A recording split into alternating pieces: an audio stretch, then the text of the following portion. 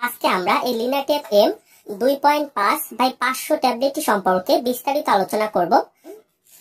2.5/500 ট্যাবলেটটি সম্পর্কে জানার পূর্বে আগে একটি বিষয় জেনে নিতে হবে, টাইপ 2 ডায়াবেটিস আসলে কি। এই ট্যাবলেটটি সাধারণত টাইপ 2 ডায়াবেটিস রোগীদের ক্ষেত্রে নির্দেশিত।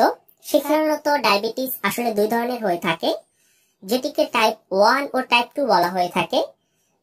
টাইপ 1 হলো যেখানে অগ্নাশয় থেকে ইনসুলিন হরমোন উৎপাদন ক্ষমতা একেবারেই বন্ধ হয়ে যায়, ফলে রোগীকে ইনসুলিন ইনজেকশন নিতে হয়, তাদেরকে টাইপ 1 ধরনের রোগী বলা হয়ে থাকে অর্থাৎ।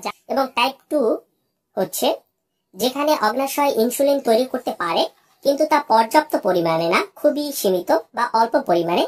সেক্ষেত্রে এই ধরনের রোগকে টাইপ 2 ধরনের ডায়াবেটিস বলা হয়ে থাকে। তো এই ট্যাবলেটটি সাধারণত টাইপ 2 ডায়াবেটিসের ক্ষেত্রে নির্দেশিত, অর্থাৎ যাদের শরীরে ইনসুলিন তৈরি করতে পারে কিন্তু তা পর্যাপ্ত পরিমাণে তৈরি করতে পারে না, সেক্ষেত্রে এই লিনাটেপ এম 2.5/500 ট্যাবলেটটি নির্দেশিত হয়ে থাকে। এই ট্যাবলেটটির ভিতরে যে লিনাগ্লিপটিন 2.5 এবং মেটফরমিন হাইড্রোক্লোরাইড 500 মিলিগ্রামে রয়েছে, সেটি টাইপ 2 ডায়াবেটিস রোগীদের ক্ষেত্রে গ্লুকোজের মাত্রা নিয়ন্ত্রণ করতে খাদ্য ও ব্যায়ামের সাথে নির্দেশিত হয়ে থাকে। তো ট্যাবলেটটির ভিতরে কিরকম সেটি আগে আমরা একটু দেখে নিই।